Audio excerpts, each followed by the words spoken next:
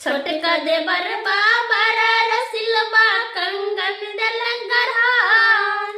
छोटका देवर बाबरा रसिलबा कंगन दलक गरहान। मानक बतिया कहलो न जइया, मानक बतिया कहलो न जइया, जिया मोरे घबराए सुन देवर बाहो, भैया तोहर बसै गुजरात सुन देवर बाहो, भैया तोहर बसै गुजरात। सासू जी से कहली बतिया बेटा लिया समझाए, सासू जी से कहली बतिया बेटा लिया समझाए।